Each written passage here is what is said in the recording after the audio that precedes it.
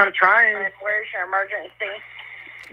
It's 1357 South Water Street. It's off 109. Please hurry. You said 57? Please hurry. Okay, what's going on? 1357. My son's truck backed over him, and it's rolled over him and dragged him into the ditch, and it's on top of him. He's trapped under the truck, and somehow it drug him underneath it. Yes, my son is under it. I'm trying to call 911. He's trying to call 911. All right, guys, welcome back to a kind of a special edition of Night Shift. We're going to keep this one short and sweet, but we do have some breaking updates in the Angie Solomon case. For those of you who are just now learning about this case, Angie Solomon is a woman who lives in Franklin, Tennessee, who was just arrested in April on charges of solicitation for attempted first-degree murder. So per the charges, money is to take place to purchase a hitman, right? And this would have been on Aaron Solomon, would have been the victim in this case. And Aaron Solomon is the ex-husband of Angie. Aaron and Angie together have 2 children, and Grant, their oldest child, was 18 years old when he died under quite suspicious circumstances in the year 2020, just outside of Nashville, Tennessee. This case was investigated, if you will, by the Gallatin Police Department for a total of 57 minutes. So start to finish, single vehicle death in a parking lot of a baseball institute, 57 minutes. The call was made and everything was cleaned up, except for, of course, Grant's sunglasses and his hat and his phone that were left lying there once his truck was towed away and his body had been taken to the hospital. Because that was never investigated as foul play. And in addition, it was never explained to Angie how things happened the way it was said they happened. That's why this is considered suspicious. For many of those of you who have followed this case for all the years, you understand that this has typically been the verbiage here because ultimately speaking, no slander here. If it's not suspicious, great. This is just when Gallatin PD needs to sit down with Ms. Solomon and discuss from start to finish what happened to her son based on the minimal amount of documents we have on that and all of the FOIAs that have come along. Nothing shows anything definitive. And the call you just listened to is actually his father on the phone calling 911 because he was, per his own account, the only witness to his son's death. Now, of course, a few years later, we realized last year, in theory, 2 witnesses have come forward. Evidently, they have chosen to remain anonymous. And Angie, as the mother, has never been able to speak with them. The Gallatin PD says that she won't be because one of the so-called witnesses states that he is too traumatized to speak. And the other one states that he just wants to be anonymous and doesn't want to talk to her. And goes on to explain that what happened is something that actually denies physics based on the way that Grant's body was actually found. There is a black box recording. You can get a black box. Think about an airplane that has that, famous black box. Well, Grant's 2015 Toyota Tacoma also had one of those, and it has been seized. It has been forensically studied, and the data coming back from that shows that indeed Aaron Solomon's account of what happened that day, quite literally, scientifically, per this data of the black box, could not have taken place. In fact, quite the opposite is what it looks like that took place.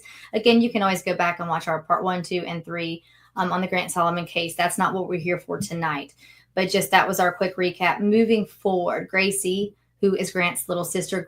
Gracie has just recently, this past October, turned 18. She is no longer a minor.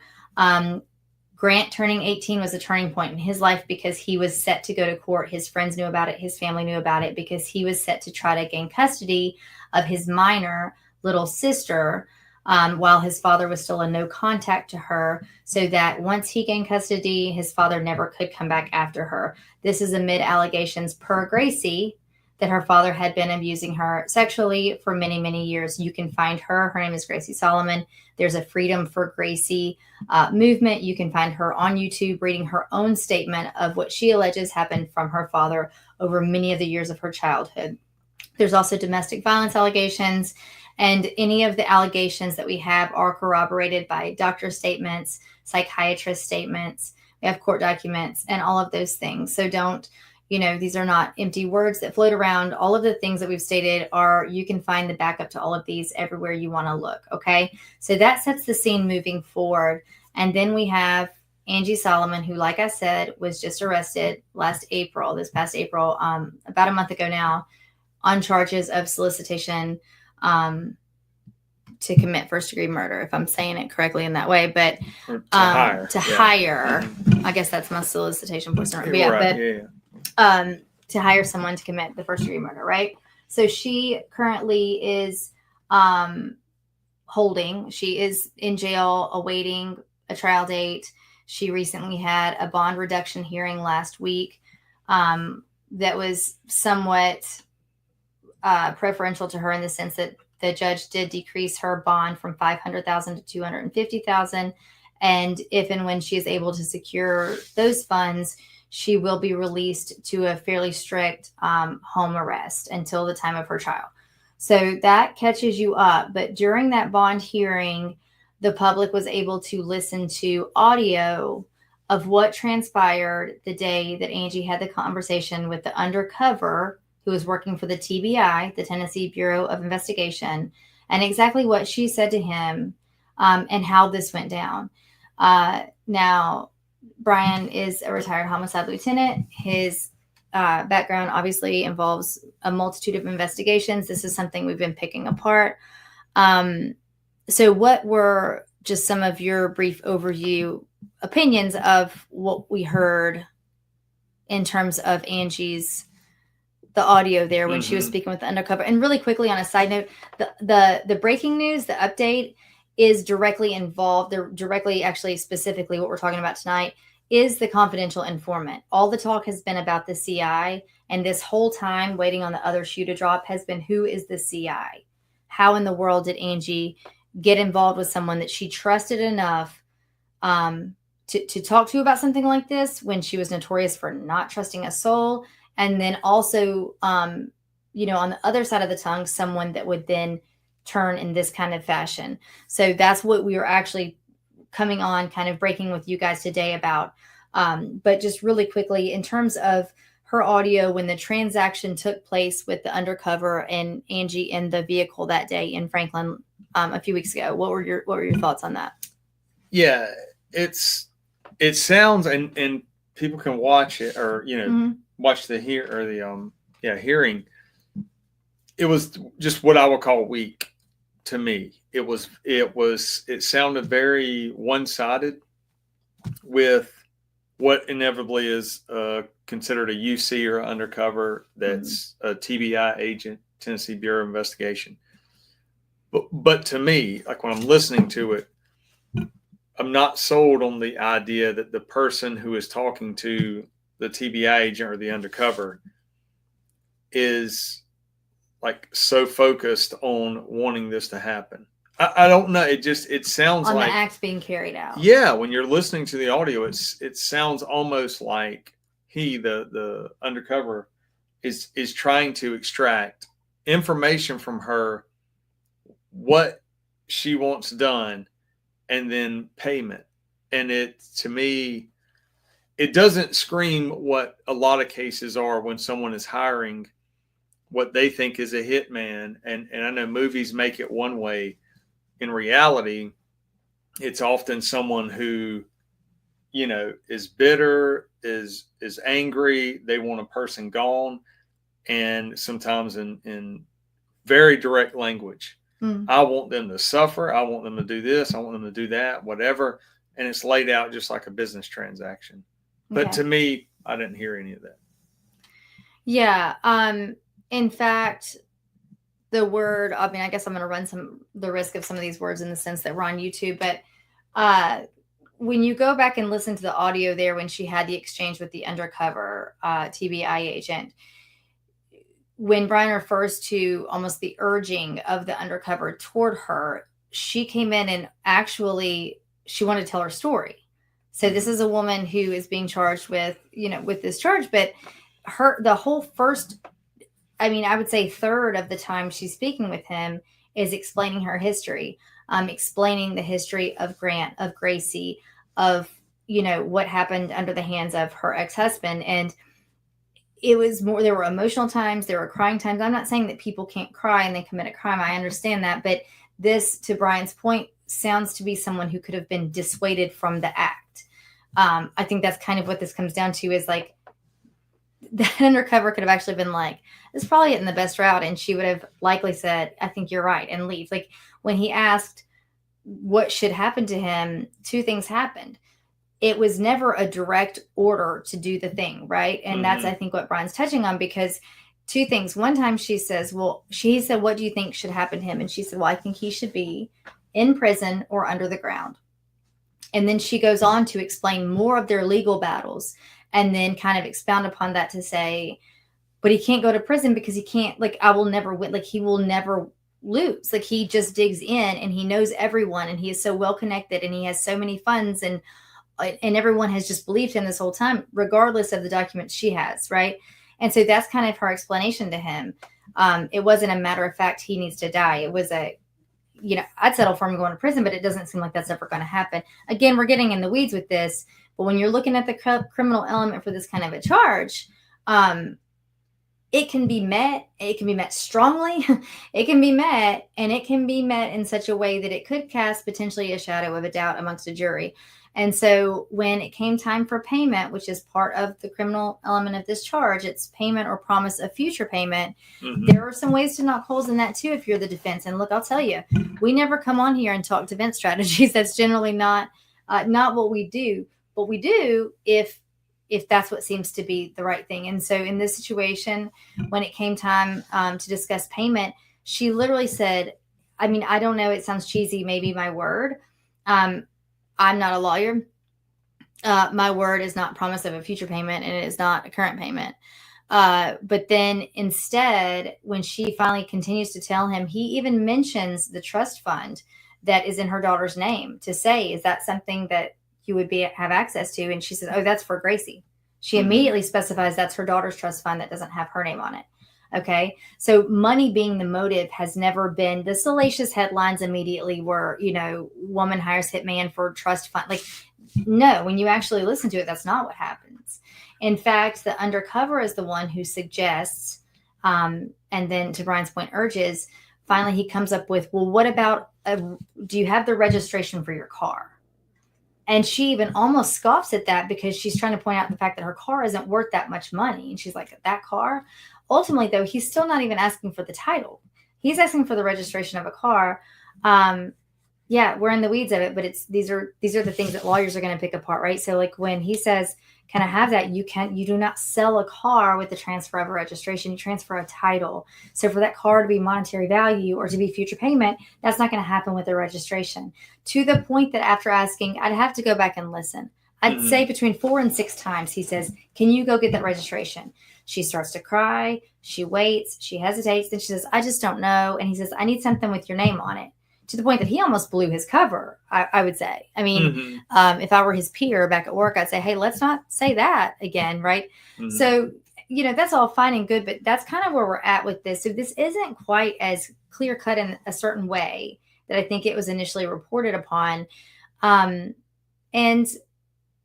that's part of the problem as well, the reporting portion, because with an 18-year-old baseball phenom that was 6'3", 6'4", right, who was supposed to have been drug under the bed of a Toyota Tacoma. It wasn't a raised vehicle. It didn't have extra large tires. It was not a very big vehicle for someone as sizable as Grant Solomon was. So for his death to occur the way that it said it did, combined with the autopsy reports, which we have, and the EMS reports, every nuance of his anatomy and what it looked like before and after this accident, none of these things make sense. Okay. So when you have a single car death, that's not even questionable circumstances. I think anyone in law enforcement will tell you that a road is shut down, a forensic crash investigation is done. You may be, you know, a bit, you know, irritable on your way to work because now you've got to take all these detours and alternate routes because they're going to close down a road for a while. Or in this case, it would have been the parking lot, but it's going to be for longer than less than an hour. If you speak to the police department that was supposed to be lead and investigate that, they will tell you that they did investigate for longer than an hour. It just took place behind the scenes. It took place after the fact. But then I would venture to say to you to submit a FOIA because you will not get more supplements. You will not see more of an investigation that took place. And the fact that that was not reported on, the fact that Gracie's allegations against her father were not reported on, the fact that there was actual evidence. There are recordings of the children when Grant and Gracie were both minors, were both children, at the school they went to in Franklin, Tennessee. They went to Grace Christian Academy, and they, at different times, each alleged abuse by their father. Listen, it's not fun to be a mandated reporter. If you have a job where you're a mandated reporter, it's not always fun. There are not always times when you want to call. Sometimes you have to. Maybe your friend is their dad. Maybe that's what happened there. And maybe you don't want to make this phone call. Maybe you don't want to think that of it. It doesn't matter. So what you do is you have to make the phone call and then you let it get investigated. And if everything is okay, then it's okay. All right. But we have reports of these things happening and they were not investigated to the point that at least one of those people is no longer employed by that school. But that took kind of a while to get that ball rolling. So I guess to wrap that back up, none of that was ever reported upon. I never saw it hit the news in multiple stations, trying to get cameras on these people talking, investigate. None of it until just recently. And that happened 5 years ago. And really, it was picked up by podcasts and other outlets like that. It wasn't major news stories. It definitely wasn't the local news story when it happened.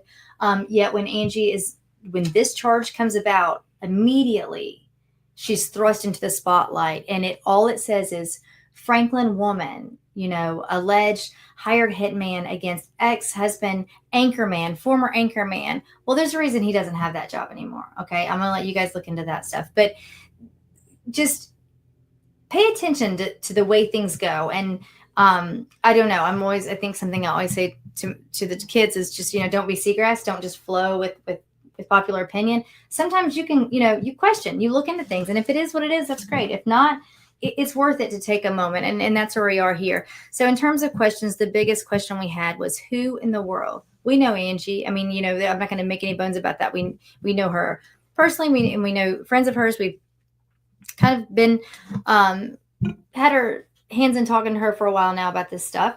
So it didn't make sense that the confidential informant. Well, let me back up. Brian, can you just briefly explain what a confidential informant would be in a situation like this per the eyes of the law? Yeah, you'll hear the term CI used a lot, and it just means confidential informant, and it's a citizen who is usually working for money or working off charges. Sometimes the term substantial or other terms are used. Usually those are the two brackets for informants. So a person can get paid to go and do drug buys, do things like that. It's all documented. It's all recorded. And then working substantial. So someone may get charged somewhere, say on a drug charge, and make it easy. Let's say someone gets popped with a kilo of cocaine. They want to work, then they may go out. They basically will plead guilty to that charge, then go out, and these are agreements between prosecutors and defense. And then they'll work off their charges. They'll go out and make 2 or 3 different cases that are much higher than theirs. Therefore, they get a reduced sentence. Okay. That's normally how it works when people are using terms like CI. So, okay, I guess my question would be then, before now, before we talk about this, in this scenario with this kind of charge, or that's what you're saying, it would be someone who could be working off charges, but it's likely someone that already knew her, right? And we say that because, well, I guess 2 things. I think generally speaking with this charge, number 1, and then knowing her, number 2, like she's not going to be calling, some kind of a back page website, right? To get a stranger. This is someone who Listen, excuse me. I'm not just saying these things to tug on your heartstrings. Okay. I want you to look these things up, look up the facts, look at the past, read old articles, figure out how this stuff works for yourself. You don't have to take my word for it. But there's a reason this is very important to talk about. And it doesn't make sense. Angie is a pharmacist. She's a bright cookie. I can tell you that much. Actually, it's at herself and a best friend of hers that, she even has her son's truck back so that an independent analysis can be conducted upon it, because she took the time to find where her ex-husband, where Aaron Solomon had scrapped it when he sold it to insurance, saying that it was totaled after driving it around town after his son died under it.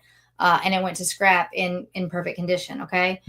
She was able to retrieve the truck back, and that's how we have the black box data and all of these things. And I'm saying that to you to say that she's savvy, she's resourceful, and she's wise, and she's waited all of these years. And in fact, I think a good friend of hers was just saying the other day, like her mantra has always been like, I've got God, I've got this. It takes time.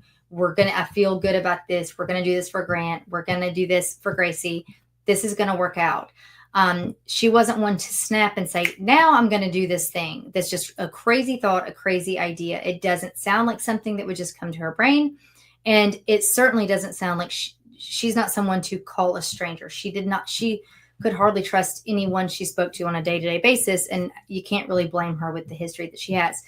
So in saying that to you, you listening, whomever the CI was going to be someone she knew, and it just never would make sense. And then we realized who it was, and it, on a personal level, it makes even less sense because it sucks. I mean, it hurts. It's tough. It's bad. And I know she and Gracie were hurt by this. But on a side note, take personal thoughts out of it. In terms of eyes of the law, I will just give you the briefest bit here. I'm only going to say his first name. This stuff is all coming out in discovery. This is public information at this point. Once she got the takedown order from the TBI guy, when she went at his urging to retrieve her registration, he ordered the take. So, and this individual was in the truck with her. They referred to him as Steve in the audio from the undercover. His name is George. He is a close family friend to the point that he had befriended Angie and her daughter, who at the time was a minor, Gracie. Angie and Gracie were living together after Gracie's father, Aaron, had a no contact order on her finally for quite some time that has since been lifted. And now that's beside the point because she's no longer a minor. Okay. But she and her mother lived together. And everything they were trying to do was to get an investigation rolling on Grant's death, and then at some point to get freedom for Gracie. And so that was coined when she was still a minor, because they had justice for Grant and freedom for Gracie. And again, you can go back to YouTube. You can find Gracie herself reading her own statement of what she alleges happened to her at the hands of her father. That's how these two work together. And in the midst of that, I will tell you, and we know personally that they, tragedy and victims and news stories, unfortunately, can bring out vultures. It can bring out just gross things, people wanting to take advantage, people needing to either have a salacious ad or, befriend someone in the vein of, I don't know, somehow getting close to the tragedy. So these things do happen. Unfortunately, that in and of itself is not an anomaly. But in their case, I feel like they've had to weed through so many people who have come toward them in the vein of doing good. And this definitely would be one, I would say. So everyone was very surprised about this. This is I say young man because I'm not super young anymore, but a man who was a close family friend to them. He lived in their hometown. He was a pretty strong advocate for freedom for Gracie, became a dear friend of Gracie's. Their families became close. This gentleman sadly had a tough upbringing and was, I think that he was able to use some of that upbringing to, I don't know. I can't say how much was a genuine friendship initially or not, but to garner sympathy from Angie and definitely empathy from Gracie, since they could have some things that they had in common. And this friendship grew. And to the point that this is now the person who was the CI. So this was the person in the truck, who we're not sure yet how the facilitation with the TBI and Franklin Police Department, we're not sure who did what yet in those moving portions, but we do know that he was in the vehicle that day with the TBI, with the undercover, and she thought she was in the vehicle with a dear friend of hers. And so what we want to look at now in the eyes of the law, we are going to make this brief, you guys. It's more about just letting you know who to Angie the informant was. And unfortunately to Angie, this was a very dear friend of hers. So we want to talk about in this case what the CI role would involve, and that's what we touched on a little bit earlier. So when you look at the word coercion, we don't know yet because all of the discovery is not out yet. So we can't speak quite yet, like specifically as to what this is going to look like for her defense. But let me ask you, what all would need to be met for the term coercion to be thrown out? Let's say in this case that we're talking about specifically. Mm-hmm. Meaning the CI if the defense, and her, or? Correct. Yes, I'm sorry. If her defense wants to show that coercion took place, we don't know exactly what happened here, but let's say that's something that they're looking at. What would they need to show? Yeah, I think that they can easily address the history that the CI has with Angie, and then start to work off of that and how any of this ever started. The actual plot, information, whatever you want to call it. They ended up in a vehicle that day with an undercover. So if something is purely somebody's idea and they tell their friend, I decided I want to whatever off somebody, do you know somebody who can do it? That's pretty cut and dry. Sure. You start to get into other information where it's not so cut and dry, or suggestions, or somebody leading somebody down a different path or a different thought. And then you start to get into a lot of that. I just, from hearing that audio that day, it just didn't sit right. I don't know. It's not. And I don't want to get all into the weeds of it. I'm just saying this is not one of those cases where if I heard it, would be like, ooh, we got to go after this person. Yeah, exactly. I'd be like, hang on, this is a little strange. This feels almost like this person doesn't even want to do what they're doing in the vehicle, which then comes back to, well, and that's where the CI, that's where the CI is going to matter here, particularly with this case. And we keep saying that because, again, this one isn't quite as cut and dry. There are people, I get it, that are going to lash out at this. It's happened already a little bit.